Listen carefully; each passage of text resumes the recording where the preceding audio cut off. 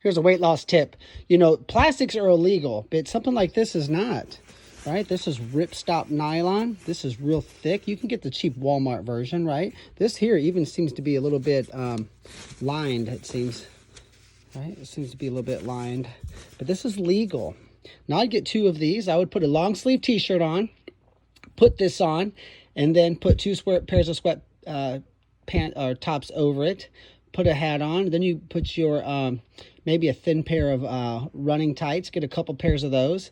That way you always have a dry pair waiting. Put your ripstop nylon pants on, and then you have a good way to cut weight during practice or after practice. And if you check your weight and you're still over, then you pull a dry set out, because these will get wet, right? And they'll soak through a little bit, but they'll still block.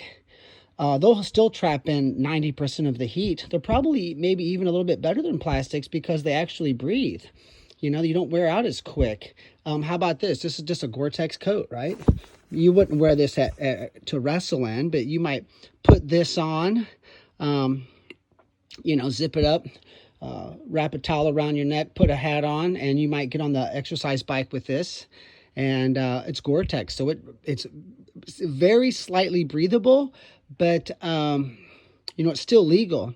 So I know my son's high school coach, he's a very smart dude. Their team uniforms were kind of rubbery, right? But they weren't plastics. And so his team uniform that the kids would you know, they would warm up in if they ever were in last minute need to cut weight at a tournament, their team uniform was pretty much airtight, and they could cut weight in that. And put a thin pair of sweatpants on, or running tights, a thin t-shirt on, put the team uniform on over that. And then, you know, obviously you want to put another pair of sweats or maybe a coat. And then, you know, you're jogging or biking, or we like to jump rope and sit. There's some other weight loss videos here on our YouTube channel you should really check out. It completely will be career changing for you if you just took the time to listen. But, you know, for you youth parents also,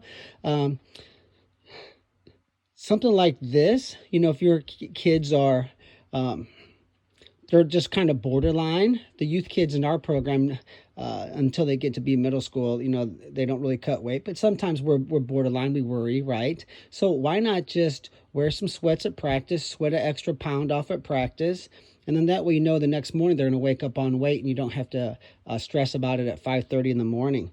But these things are legal for high school, middle school, and it's just it's a sort of a great trip. But I would definitely buy 2 pairs just in case.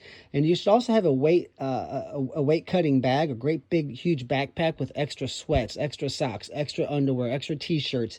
You know, you might have your obviously your jump rope. You need a jump rope. We do not want to run when we're cutting weight.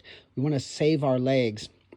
You want a couple, you know, a stocking cap and an extra towel. That way, if you do get to a tournament and your wrestler is overweight, they can always grab that weight loss bag, carry it into the locker room, and get geared up to get their weight down. But here's a good trick. I know that plastics are illegal, but this is a good shortcut, and it's legal, and it's a much better way. You don't just want to throw on cotton sweats and t-shirts and polyester sweats and cut weight. You want some kind of sort of a vapor barrier that's slightly breathable, so that it's legal, but it will make weight cutting 50 times easier.